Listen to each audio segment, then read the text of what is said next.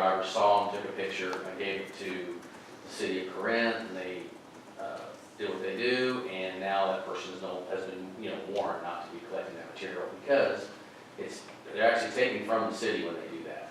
So, because we're paying the city $20 per ton. So, so usually just a stern warning, and those people will discontinue. Yeah, then you definitely we don't want to do the bulk trash, because we have people that come through town and do bulk trash that pick up grills and whatever. They repurpose a lot of stuff in town, which I don't have a problem with, because it's going to landfill, but, okay. Yeah, so that's been our experience, is that so far, it has happened occasionally, once in Plano, and usually a little call from law enforcement, and even citizens who are concerned about keeping this stuff out of the landfill. They don't want people taking a few things and throwing it away, and then that defeats the purpose. So they'll even, we'll have citizens, residents will come out and take pictures, or call us and tell us, hey, this is going on. And so usually when we notify the city and local law enforcement, it disappears. You guys offer schedule pickup windows, or is it an all-day pickup time? No, we pick up on your regular recycle day, so. I know, but is it from 8 to noon or noon to 5? Or? They need to have their bag out by 7:30 a.m. But you pick up all day? Yeah, well, yeah, Whatever the route sure. is. Yeah, I understand. Just a quick question. So your contract mentions that you can do a pickup at a location. Mm-hmm. Is it possible that we could have people with the bags drop them off in a centralized location, that thus preventing people driving around? Well, again, for us, it's been, our history's been that which works the best is people don't have to remember any special pickup day or do anything beyond, as least as possible, right? And it just goes out on my recycle day, or there goes my recycle buggy, and then I'll put my bag out. We have had, again, an incident here and there in the North Texas area where we've had people try to take the bags, and they always get warned and caught and stopped. So it hasn't been an issue for us where we couldn't get past it. We don't have local law enforcement. Our law enforcement is Denton County. Okay, so whoever that would be fine. But we can do both, Yeah. right? What's that? We could schedule a little spot here that we could put our bags in. Well, if you have a collection day, in other words, if you have a, No, I'm just trying to address his concern. That's all. yeah, well, we're gonna drive to the city on your recycle day every 2 weeks. And we're gonna be here at 7:30 a.m., we're gonna be picking those bags up. And I'm fairly convinced we can solve that problem. I think we have the then if you have technology. special days, So- like he mentioned, where you have a cleanup day in the spring or the fall, we'll be here too. So people can bring them in, they can bring their stuff in boxes or in trash bags, we don't care. If it becomes a problem, we can adjust, right? Yeah, Yeah. I just don't think there's gonna be that many bags. Yeah, we don't, yeah, so the other thing that's important to remember, people want to know how they get replacement bags. When we pick up a bag, we really leave another bag behind, where you tie it off to the recycle cart or put it under their welcome mat, so I want to make that clear. All right, any other questions from anybody? This isn't going to replace our normal bulk that No. every other month, right? Well, no, everything stays the same. This is just an addition to. Just another avenue for. Okay, we need to move on. Okay. Is there a motion from the council, or are we moving out without? I motion to approve, allow the mayor to execute the contract. Okay, I have a motion and a second. All those in favor? Okay. All right, thank you. Thank you very much. Look forward to working with you and your city. Yeah, you can't leave though, you gotta stay the rest of the night. You thought there was no cost to this. Yes, All right. as long as there's no fireworks. You just say mayor about it. Thank you very much. Thank you very much. All right, next up, we have a discussion of findings of the Capital Improvement Advisory Committee. Darrell West is here. We actually have 3 members of the advisory committee that I think we all appreciate their hard work on. Danny Cook is here, Darrell is here, and then this guy's here. I appreciate their hard work. I appreciate them. This is really important to the town that we have the impact fees in place, and this is a necessary thing we have to do. So, this is Darrell West, and Darrell, I really appreciate it. No problem. Well, just so you know, about a year ago, I think it was late last year, our board, the Capital Improvement Advisory Committee, met with Kimley Horn, who is the engineering firm that the city hired to study impact fees. And they laid it all out for us, and then we were to absorb all that material and advise the city which direction we think that it ought to go. We're just an advisory group, and it's made up of several citizens, as I said, Gary, Danny, and several other citizens. And so recently there were some changes, some proposed changes to the impact fee structure, and we met on September 29th. And basically, we met with Kimley Horn again and reviewed the changes. And so I just had a quick statement on what our advice to the council is. And that is on September 29th, the CIAC met to review proposed changes to the impact fee structure. Originally, a traditional city model was used to calculate the fees. That model assumes that the cost of on-site infrastructure will be shared between the city and the developer. Because the town is no longer participating in the on-site infrastructure and is only responsible for the off-site infrastructure, the board understands that the maximum allowable fee should be changed, and the board recommends that the new maximum allowable fees, as calculated by our engineering firm Kimley Horn and Associates, be adopted. Those newly calculated fees for a 5/8 inch by 3/4 inch positive displacement meter will be $6,724 per unit for water and $2,788 per unit for wastewater. And that's it. So we haven't seen any of that information from Kimley Horn. Yeah. Well, yeah. We have that provided. It was to made council. available to us. I assume it was made available to you. Nothing's been given to the council. If there's any chance, could we get a copy of that so we could review it? And then I think your Sure. findings would make a little more sense because it's the first time I've seen it. Okay.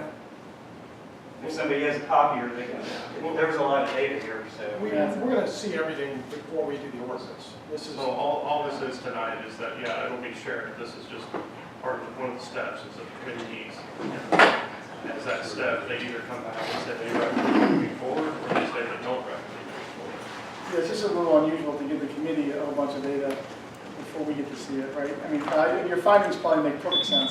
I would just like to see how you arrived there, what your background was. But yeah, I kind of disagree with unusual. It's the steps outlined that the engineering firm is following as outlined in the title code. So the information didn't get shared. Yeah, it's the same procedure we used last year. We met with them and they made recommendations. And we just make the recommendations to Kimberly Horn and then they will present you with a packet. Yeah, no, It's the same procedure. I had the same concern last year, is that there's a dissemination of information going to a select group. And then you're That select group was picked by the city to that's the procedure that the state facilitate outlines. I just don't see a reason to. gaining all that information. I mean, it's swinging from a $15,000, what was it, 15 grand before? About in the $14,000. 14 something, to what? Down to about 9,000. Yeah, so- Total, So the- 6724 and 2780. Yeah, so we go from a 15,000 to a, whatever, 6,000, 7,000. It's a big swing. I would just like to see the information that helped you arrive at that data, that's all. Yeah, and well, it was the same procedure we used before. We just used a different model to come up with those numbers. So part of the reason for the procedure the way it is, if the CICA came back and said, no, we don't recommend it, it's dead. It's not moving forward from there. Based on their recommendation and the review, now we move to the next step, which now all the information will get disseminated out. It's outlined on the board in the back if you want to look at it. And this is the step that these amendments are, that's just how it's outlined in the, when Texas wants it done. So, Linda, can we get a copy of the data just so I can read the things I can tell what I got there?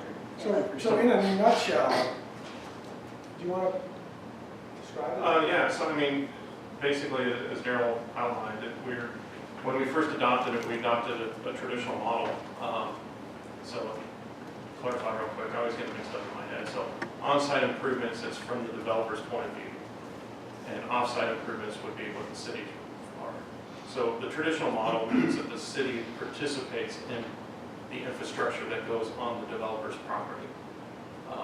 Mark and I, we kind of looked back and looked at it, and based on what we saw with our impact fees were with other cities, we sat down with Kimley Horn and we sat down with the attorney and kind of hashed it out a little bit and kind of figured out that the traditional model isn't really the best fit for Lakewood Village, and that it would be in a little bit more ideal state, if the on-site improvements by the developer are paid 100% by the developer, and the off-site improvements are then shared. And so that's why the reduction of the number is that there's actually less participation by the town, so the number has to come down because it's still the same number of units in the assumption. The other thing that we did is actually we are no longer having sewer in the ETJ. And one of the reasons for that is that when we did the impact fees in the beginning, we had a line of sight to getting the sewer CC in our ETJ. That has fell through, so now there's no reason to be out there and have impact fees set up for an area that we don't have the CC in for. So I think that's kind of critical information for us to be made aware of, right? If we worked for 2 years to get that CCM for cleaning out, we're hearing here that something changed. Well, it hasn't changed, it's not final yet. It's not, the CCM really is, let me rephrase, let me give you a different approach for what Clint said. On the other side of the street, that's not inside our city. In order to get our sewer, they have to join the city. They have to ask to join our city to get our sewer. At that point, we will tell them, this is what you're going to have to pay to get our sewer. We don't have to have impact fees. We just tell them, this is what you're going to pay if you want our sewer. If you don't want to pay it, you're not going to get our sewer. So we don't need to have it. Now, inside the city limits, the issue is this. If there's a development outside that window, just say right over there, there's water mains, sewer mains, fire hydrants, all that stuff that goes on over there. Well, in a traditional model, all of that, when it's done, gets given to the city. The water mains over here are owned by the city. We own the mains. The line that goes to your house, you own. But the main running up and down the streets, that's city owned. We own all the water mains, all the sewer mains. They're going to put in a lift station, and then they're going to give it to the city and say, we're out of here. You've got to maintain the lift stations. That's the way it works with development. They put in the infrastructure, then they give it to the city. Now, that's the dividing line. So, like from your water meter forward is on you. The service line for your sewer line till it gets to that main is on you. If it breaks, that's on you. Most cities say, we'll participate and share the cost on all the stuff that you're going to give to the city. Because ultimately it's coming to us. So those mains are going to be ours. So we will participate in that and the impact fees. That's the traditional, regular approach. You're obviously going to have to pay for the sewer plant expansion or another well. Those are the offsites. Those are a gimme. The question is, over there, when they're putting in the mains and the lift stations and the water lines that they're going to donate to the city. We did it the traditional way, which was initially, we would share half that cost. And the developer pays half. That's the state law. The most you can charge it was a half. After talking to the attorney said, actually, you don't have to do that. You can tell the developer, we're not going to participate at all in the offsites. You put it in yourself. We're not going to deal with it. That's yours. You pay 100% of that. Over here, we can't do that. The offsites, we cannot say it's all on you. That, by law, we have to split. So that was the change. After talking with the attorneys, Clint and I had a lot of talk. Can we make them pay all of it so we don't share? And the attorney kind of said, well, most cities don't do that because the developers don't like it. We said, well, if the developer don't like it, then they don't have to develop. We're Lakewood Village. If you don't want to do it our way, then we're okay with that. So that was the big adjustment, was to say, we're going to minimize our impact. Now, a developer could say, because you're doing that, it's no longer reasonable for us to develop. That's the downside. A developer could say, unless you help us, we can't make this work. That's possible. That was the trade-off. That was the other option that we had. So that's what we asked them to evaluate, is what would be the numbers if we said, we're not gonna share cost with you anymore. You're on your own. And that's kind of why the numbers change. Now, the inputs, all the input numbers, the number of houses, all that stuff, that's the engineer doing. The number of ground storage tanks we need, all the amount of stuff we need didn't change. There's still gonna be the same number of houses. It's the same number of stuff. It's just that of this stuff, you know, erase, you're not paying for 3 of these things. That's why the number went down. Okay? They're gonna pay 100% of those 3 things, instead of you paying half of those 3 things. That's kind of what happened. And that will come out because, like Clint said, if the impact fee advisory committee said, we don't like those changes, it's over. We don't need to see it. It's dead on arrival. It never happened. It didn't clear hurdle 1. Now it's gotten through hurdle 1. Now it's going to come to the council, and the council will, these people will decide to vote on it, which way, what they want to do. And we can't legally pass it until December anyway, just based on the way the public hearing is structured and the length of time that you have to have for each step. And as Danny pointed out, and Daryl reiterated, under the law, because you're trying to charge a developer money, the law is very strict. You have to do step A, B, 7 days after C, you gotta do D, but 22 days after D, you gotta do E. If you don't do B, they make this thing incredibly complicated, the steps. And if you blow it, you gotta start over again. And that's why Daryl, you know, is doing this, is that we're like at step 3, 4? I think 3? 4 technically. 4 out of like 8. So the council can't even vote on it. We got to publish it in the newspapers like step 6. And there's other things coming. So there's going to be a more dissemination, Dan, headed your way. That's coming. Now, can I ask you a question? So Kimberly Horn did the work they provided you guys so they could study it. What GL number is that? We paid for that, right? Where would I find that on the budget? Under impact fees, I can't. impact fees, Under the impact- engineer, Is that in the general? utility. Utility. I don't know the account number off the top of my head. So a few months back, we discussed, it was part of the original estimate, there was still room, we didn't spend the whole amount the last time, so we carried over the remaining, I think it was 9,000 or something. $9,000. So, and that was part of figuring out, okay, and that was, part of that discussion was to even decide if we wanted to even approach Kimberly Horn to start the process. So Okay. this is where we're at. So All right, well, let's move that to the budget line. Okay, so Daryl, very good, sir. I Thank you. appreciate your work. Thanks, guys. Thank you very much. I'm sorry, is it So, cap improving water, cap it's impact? It's like, But we own the engineer. all right, so number 3. So 3 is the consideration of the investment ordinance. So Clint, if you could pull that up.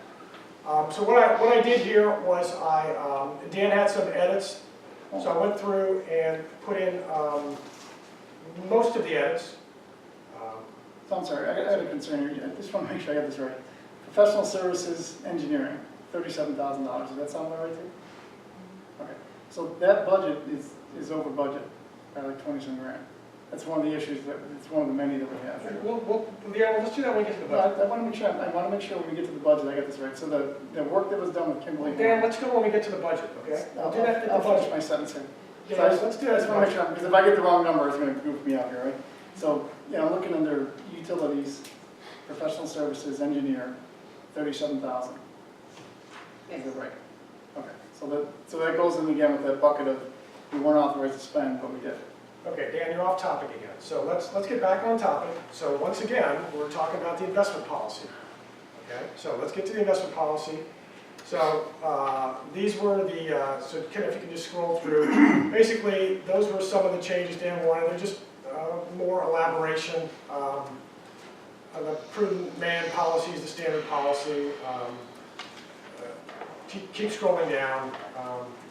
So what I did is, so the main change here was in section 5, we had talked about controls, about adding some controls. So I took a stab for talking points and said that so under controls, the town council shall adopt maximum investment limits however you want to do it. You can pick maximums, minimums, percentages, however you want to do it.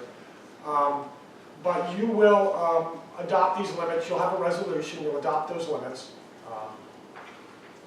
And then the second thing is that whenever we move money, when I move money into a fund, that's $10,000,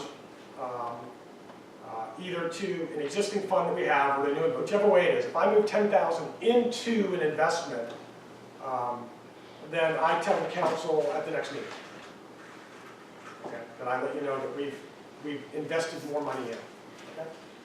So that was my stab at a transaction notification limit, a transaction number, the 10,000, it's just a number.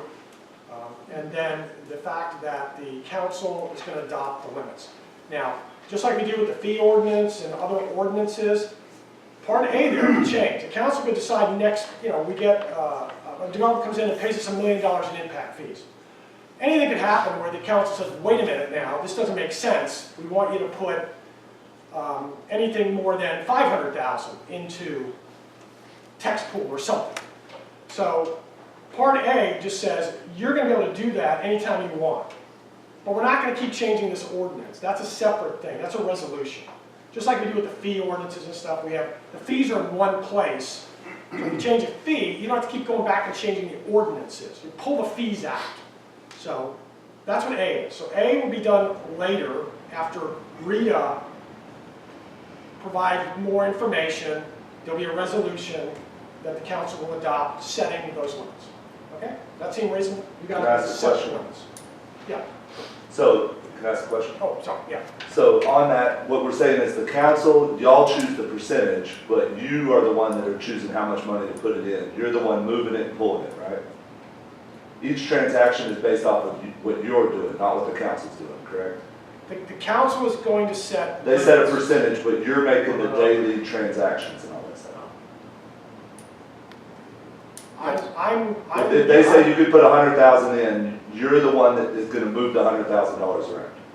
I'm the one that would invest 100,000. Wouldn't it make more sense that the council is the one that makes the determination of how much goes in and out? They can set, I still agree with them making the percentage, but I feel more comfortable with 5 people making a choice of where the money goes instead of 1. They're going to set the limits. They're setting a limit, but you're the one moving it. So if they set a $100,000 limit, you're the one moving that around. That seems reasonable. It's not complicated. What it is we have 5 people making a decision on our investment versus 1 person. We cannot call a meeting every single time I have to pay a bill. We cannot. That's why we're asking you to keep a certain amount out for your bills. That's exactly. Just like our businesses and all that stuff. That's how we keep it out. They're going to set that number. That's what Rita is. Rita is working on something which is going to say your average requirements are $25,000 a month. She's going to provide that information to the council. The council is then going to say, we want you to keep at Point Bank a certain amount of money, whatever the council decides.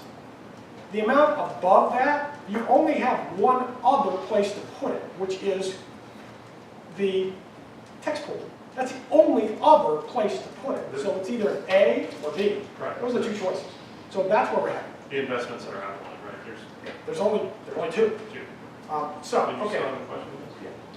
I think there was a question in the front, right? Well, I want to talk to the council first. The council's with So this. I actually talked a little bit with Jerry BC, Did Jerry leave? It's written down. and I think what happens is that we wire the money to this text pool, and then the text pool decides where it's invested. No, absolutely not. No? Absolutely not. No, ma'am. No. Jerry, you got 2 pools, right? You got a prime pool and you have a federal pool. Government only. Government only. Yeah, there's only. That's what I'm saying. Yeah, so. That's what I'm saying. So you have 2 pools. So we have 2 pools, but we're not doing text prime, we're doing the other one, the text pool, right? We're doing text pool, we're not doing text pool prime. It's whatever you guys want to do. There's 2 possible pools. But the text pool prime has a higher risk rate because they do invest in foreign versus No, they have a text higher pool. risk because they have A1, P1 paper. That's why. I think what your point is though, is that your fund, and you can But speak the up. last time that Your we fund is spoke, it predefined, was, right? we were talking about investing only in, Government. government secured, not taxable Government prime. what? Bonds, government bonds. That's what we were discussing last time regarding this. Right now, Or secured, right? that's your choice as to, there are two options in text pool. When you decide which ones you want to do, you tell them. And you'll say, look, this is what we want to do. We want to invest in, most cities check both, or you can invest in either one. And then you decide, hey, we want to put somebody over here or somebody over there. It's two options. So most cities say it doesn't cost anything to have the two options. They offer two products. They're both approved by the state of But Texas. there is a fee. No, there isn't. There's no fees. The fees are embedded in. Is there a fee? Not directly to, it's taken off the top. Right, it's a It's standard taken mutual off fund. the top, but Yeah, so there is a There's, fee. there's Of the, course, there's a mutual, it's a mutual fund. There's an advisory fee, of course. And so one is higher than the other, correct? correct, Tax pool is lower than yes, tax pool prime, Correct. correct? Lower what? And for The a fee. city that's The fee. never invested That's- before, shouldn't we walk a little bit before we start running? We possibly would, make Okay, it feel so- more comfortable. So here's the question. So right now, we're talking about controls. So this is the talking points I put up there, that the council is going to set limits on individual investments. Anybody have a problem with that? You guys are going to decide that? So we're Can I good? ask one more question Okay. on that same point? So just in reading this, it says, on the value of each investment type, pool, CD, money market, mutual fund. So would it not make sense to also set an overall aggregate total? So if we're comfortable with a 70% aggregate total rather than 30, 30, 30, you know what I'm saying? Does that make Yeah, sense to you? They'll get to do whatever they want, yeah. It's whatever they want to do. Whether it's different. dollar What you said is values different, or percentages, it's That's the totally up to this. That's That's the the mechanics. separate resolution that he's referring to. It's total mechanics. They can decide, we only want to have round numbers that end in 6, it's whatever they decide to do. So the second control then is a transaction limit, which says that anytime I move $10,000 into an investment, that I have to notify at the next meeting. Okay? That's what that going into the fund. We move money out of our reserve funds all the time, depending on when we get a bill. I've got to move $180,000 out when I do a bond payment. I've got to move $30,000 out when I do the other bond payment. Depending upon what happens. Remember, in the general fund, we get all our money up front. We get it in December, January, and then we deficit spend the rest of the year. We're constantly moving money out of the reserve funds into the city funds, because that's how that works. Flip side is on the utility, we tend to move money in and out. A lot of times we're moving it in because we have credit cards and we have money there. But when we do a CapEx project, they're big. We don't have that money, we don't have that liquidity when we do a CapEx project. So then I transfer money down. So there's always money coming down. The money going up is the money that we're investing. Remember, any money that comes down goes into Point Bank. It's going into our FDIC insured fund. So any money coming down goes into Point Bank. So that's not a risky transaction coming back to Point Bank. So it sounds like things have changed from the last time we discussed this. So now, your recommendation is that you want to keep the bank accounts? Because originally. That's not a change. Let's read what it says. Scroll up and read exactly what the investment policy says. I'm referring to your statements last month when you said we're going to close the bank accounts. No, I didn't. No, that's not. Read what it says. We have enough video guys, so we can. Read exactly what it says. That doesn't say that. I'm referring to what was said in the council meeting. Okay, look, yeah, what's your question? What's your question? Yes, of course. I've talked to So the my right bank. question Of course we was, are. We're keeping the bank accounts. this is the third time we've seen this, and it's changed every month. So a very valid point was raised, actually, Brent, you started it, but you kind of finished it there, was that if we adopt this, and at any given time, you're still moving money back and forth, the council can set the upper limit, but there's no controls after that, right? So if we say, hey, all the money comes in January, we're going to move $200,000 worth of taxes into this thing. Once we do that, the council's out of it. And then things start flowing back and forth on a regular basis. I They don't don't know. go back and forth, Well, they only go I don't think that was down. the intent. But the whole deal is, I think as a resident, I feel comfortable with the council having control, not one individual. I think that's a very simple, that's the whole debate of this, because you're under the part So of on the control. council, what would you guys like to change? Would you like to change anything then? I think we should have Jerry explain exactly how this works. And so to make an educated decision. I mean, I've asked him some questions myself, but I think that, him explaining it All right, then, let probably me, be beneficial. the first step is we have to have a policy. The second step is, then you have to approve what things it can go into. You want me to approve something when I... This is the mechanics. This is saying. This is giving one person control. Do you want to have Part A, which says that you're going to set limits, however they may be, percentages, dollar, I don't know, whatever you guys come up with. However we do it. Rita's going to give you some information, and we'll do that. Now, Part B, And I want the information ahead of time. well, I'm not asking you to come up with those limits tonight. But he's What we're wants to saying include here this is, before we come up with what we're models. saying here is, Part A says you will do it. That's the policy. The policy is you're going to do it. Are you okay with that? That it's your responsibility and you're going to do that. That's what A is saying. Does everybody agree that that's your responsibility to come up with a number? Yeah, but that's not the question. That's what I'm asking. So that's Part A. So does anybody have a question about Part A? Obviously you do. I mean, I think, Go ahead. no, maybe we need to table this and hear what, and I'm sorry, I forgot your name. Jerry Landrum. Maybe we need to hear the rest of that, maybe some of this makes sense, or maybe we'd say, hey, our policy may not fit with that. And we can always table this and still look into the textbook. I think we should look at the models, I think we should understand this before we create a policy. Yeah, I'd like to see what. Okay, Jerry, what do you got? Well, What's, my name is Jerry Landrum, this is Jerry Landrum. and I'm with Federated Investors. We hold the contract to manage the funds for the state of Texas. The funds are called TexPool and TexPool Prime. Now, the model that you're setting up and looking at as an investment policy simply mirrors the Public Funds Investment Act, Chapter 2256. It's on our website, texpool.com. You can look it up, and it talks about these same things: controls, safety, liquidity, yield, all those parameters. And I think what the mayor is trying to get at is what we require is an investment policy that has to be reviewed by our firm to make sure that we're following your guidelines. Now, most entities, I know you're kind of concerned and hesitant, you're wanting 5 people to make that decision. But what you're trying to do with an investment policy is you're designating an investment officer. That has to be named in your policy. You can do that by title or by individual.